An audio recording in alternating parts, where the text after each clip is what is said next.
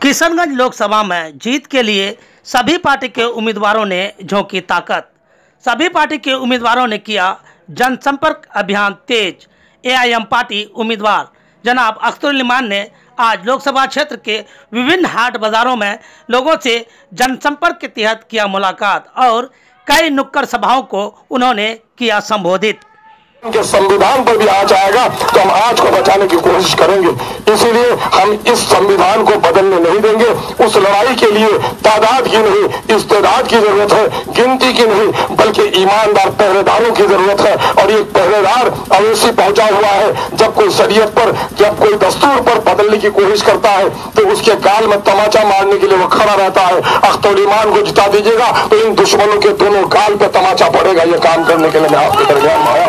मेरे भाइयों, मैं सिर्फ इलेक्शन लड़ने नहीं आया, मैं सिर्फ इलेक्शन में नहीं आया, मैं बापू के कातिल के खिलाफ लड़ने आया हूँ, बापू के हत्यारों के खानदान से लड़ने आया हूँ, मैं गुजरात के दंगाइयों से लड़ने आया हूँ, बाबरी मस्जिद के तोड़ने वाले से लड़ने आया हूँ, जिसने अलीगढ़ यूनिवर्सिटी का पैसा नहीं दिया, 12-13 में भी और 19 तक नहीं दिया, उन जालिमों के खिलाफ लड़ने आया हूँ। मैं लड़ने आया हूँ जिसने हमारे मौलाना को तिराग पर बोलने नहीं दिया, उसके खिलाफ लड़ने आया हूँ। मैं लड़ने आया हूँ सैलाब के जमाने में मेरी डूबी हुई बस्ती को जिन जालिमों ने सरकारी मदद नहीं पहुंचाई, मैं उसके खिलाफ लड़ने आया हूं। मैं आपके बच्चों की तकदीर और तस्वीर बदलने के लिए लड़ने आया हूं। मैं मालंदा के पुल की लड़ाई लड़ने के लिए आया हूं, मालंदा की पुल की तामीर के लिए लड़ने आया हूं। अगर आपको लगे इस बात में सच्चाई है, अगर ये बात लगे कि आपके दिल की भी बात है तो मेरा साथ दीजिएगा।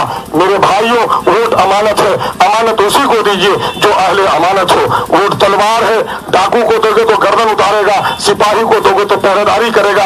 आपकी तलवार आपके हाथ में है, अपने गर्दन की हिफाजत करनी है या गर्दन को कटवानी है, ये फैसला आपको करनी है। सीमांचल के हिंदू मुस्लिम साथियों, सिख ईसाइयों, मैं आपसे गुजारिश करके कहना चाहता हूं कि सीमांचल एक कश्ती की तरह है और इस कश्ती में हिंदू मुस्लिम सिख ईसाई सब हम मुसाफिर की तरह सवार है। 72 सालों से ये कश्ती भुखमरी, गुर्बत, जहालत, नाखानदगी, पिछड़ेपन के काले समंदर में भटक रही है। आइए एक बार पतंग का साथ दीजिए और अपनी इस कश्ती को तरक्की के साहिल तक और इंसाफ के किनारे तक पहुंचाने का अज़्म कीजिए।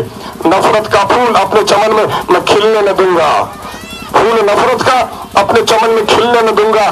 दुश्मनी की तीर अदावत की अपनी बस्ती में अब चलने न दूंगा।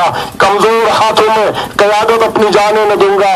बुलंदी की निशानी है पतंग को अब रुकने न दूंगा, पतंग को अब रुकने न दूंगा।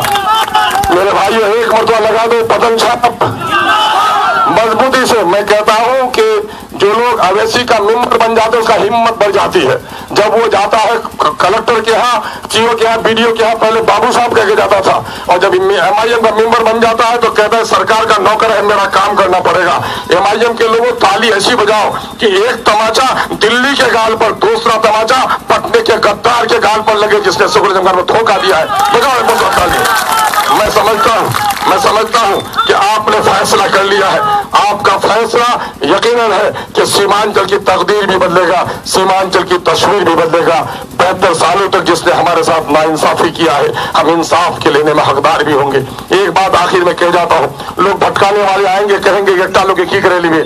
यकीन जानो मेरे भाइयों, एक आदमी ने जो किया है वो देख लिया है और कल पार्लियामेंट में बीजेपी को रोकने के लिए, फिरका परस्तों को रोकने के लिए जो हुकूमत बनेगी, अख्तरुल इमान उसका साथ देगा। लेकिन ये कहेगा कि मालंदा का पुल पहले बनाओ तब मैं तुम्हें